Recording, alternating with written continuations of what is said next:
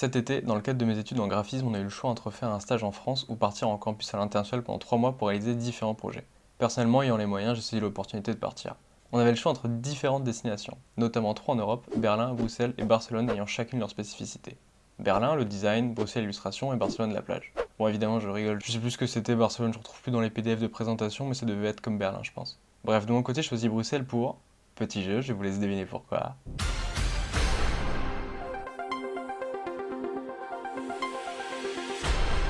Oui, le dessin, bien joué. Du coup, c'est parti, j'ai pris le train direction Paris, puis quelques jours plus tard, le bus destination Bruxelles. Et je m'y suis pas retrouvé seul car j'ai retrouvé deux potes de promo de Toulouse. Balthazar, âge estimé entre 3 à 4 millions d'années, un féru de concept art, et Mélinax, une âge de la gâchette qui aurait clairement sa place dans le parti chasse et pêche. Putain, elle est forte en vrai.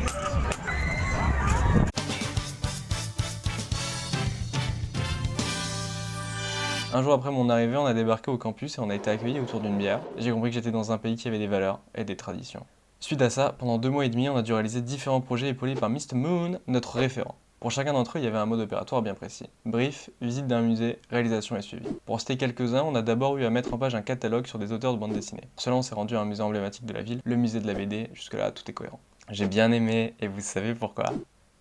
Parce que j'aime bien le dessin, c'est cool, vous êtes giga attentifs. Il fallait sélectionner 10 auteurs, les présenter eux ainsi que leur projet. Bon, la mise en page, majoritairement textuelle, donc tout ce qui touche aux journaux, magazines, c'est pas trop ma tasse de thé. Mais vu le sujet, j'ai vraiment beaucoup aimé travailler dessus et je suis plutôt content du résultat. A noter qu'il a été le projet le plus long réalisé pour ma part et qu'on était dessus quasi 10 heures par jour pendant la semaine. Je sais que c'est surprenant, j'aurais pas cru non plus. Et pour pas en donner avec Balthazar et Mélinax, on a acheté des paquets de cookies à la pause déj parce qu'en absorber nous redonnait un peu plus de force. Et nous rapprochait aussi inexorablement du diabète, mais bon, ça c'est une autre histoire. Enfin bref, une fois terminé, j'étais content du résultat, c'est le principal, ça en valait la peine. Second sujet, faire un comic strip.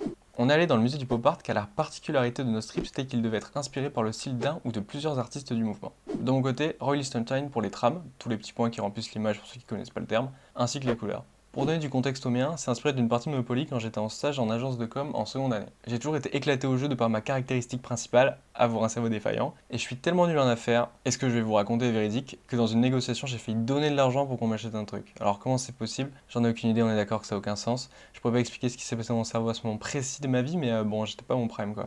Je me suis même carrément fait engueuler après parce qu'un de mes patrons pensait que je prenais pas le jeu au sérieux. Alors que non, je suis juste bête, frérot. Pour les anciens d'école de commerce, je comprends que quand il y a de la thune en jeu, c'est important, mais je pensais pas qu'il serait autant investi même quand c'est pas de la vraie quoi. Ah, on me dit dans l'oreillette que l'anecdote, en plus d'être pas folle, est plus longue que le premier Seigneur des Anneaux, du coup, je passe à la suite. Le dernier des projets que je vais vous présenter arrive un peu plus tard que ceux que je viens d'évoquer. Il a fallu ici faire un packaging. Bon, honnêtement, d'habitude, c'est pas ce que je préfère non plus, car j'ai dû en réaliser par rapport à des marques de champagne, de fringues, et vu que je bois pas de pétillant et que je m'habille pas, ça me parle pas trop quoi.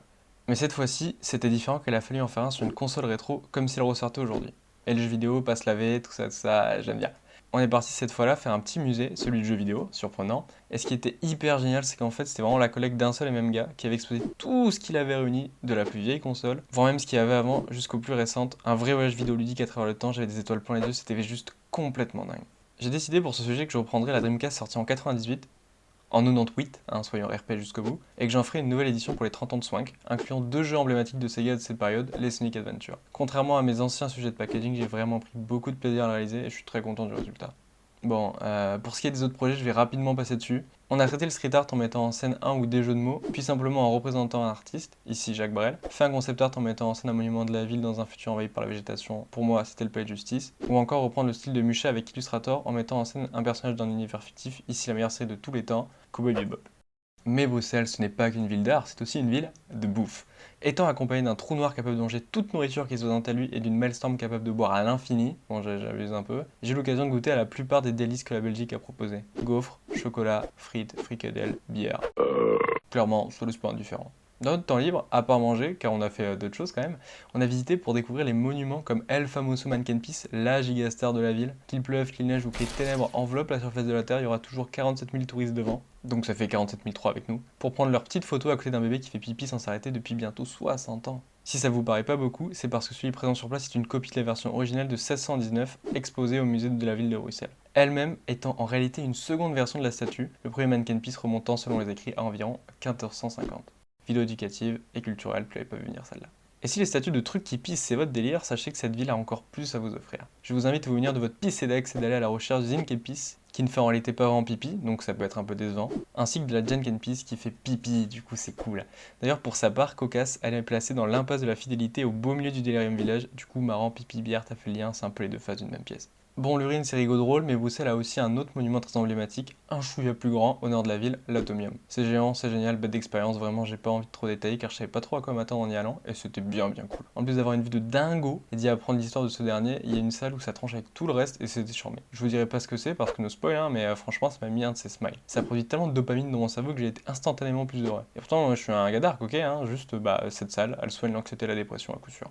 J'espère que maintenant vous avez envie d'y aller. En plus, pour un ticket à l'Atomium acheté, vous avez accès gratuitement au musée du design juste à côté. Une affaire, clairement. Par contre, c'est pas le même délire. J'avoue que ce qui est exposé, c'est pas mon truc et que j'étais assez indifférent. Sauf pour 1 heure. Un truc qui a sans nul doute changé ma vie et pas forcément en positif. Cette chaise. Là, vous vous dites, ouais, il y a un gars, il a sculpté une chaise en forme de corps. Mais pas du tout. C'est un vrai mec à Walp qui s'est posé, qui s'est fait genre emplâtrer. Il y avait une photo à côté du processus de création et je peux pas m'enlever cette image de la tête, ça me terrifie, je peux pas m'imaginer dessus. J'ai pas dormi pendant 4 jours après ça. Bref, je pense que le musée vaut le coup juste pour cette chaise, et en vrai, si vous êtes sensible au design en général, c'est plutôt intéressant. Parmi tous les endroits de la ville, il y en a plein qui sont géniaux. La place de la Bourse, l'Albertine, Sainte-Catherine, de Beaucaire, la colonne du Congrès, le cinquantenaire quand le soleil se couche. Je vais pas tous les énoncer parce que je les ai pas tous faits de toute façon. Mais s'il y en a bien un duquel on peut pas passer à côté, c'est bien LA place de Bruxelles, sobrement appelée Grand Place. Que dire à part que ça a trop de la gueule en fait, c'est juste super impressionnant, dur à dire ça, architecturalement parlant, waouh, compliqué. Bref, une place qui brille et qui rayonne tout simplement à l'image de la ville. Même si évidemment il m'avait quelques merdes, hein, genre ce pigeon ce matin-là qui m'a pris pour cible et m'a mitré de caca partout sur les vêtements, les chaussures et les veuches. J'ai fait 7 shampoings après, c'était génial. Ou la fois où je suis revenu trop tard à la machine à laver du bâtiment, que le temps était écoulé et que j'ai dû remettre 4 balles pour pouvoir ouvrir la porte et récupérer mon linge. Top de meilleur moment de ma vie ça.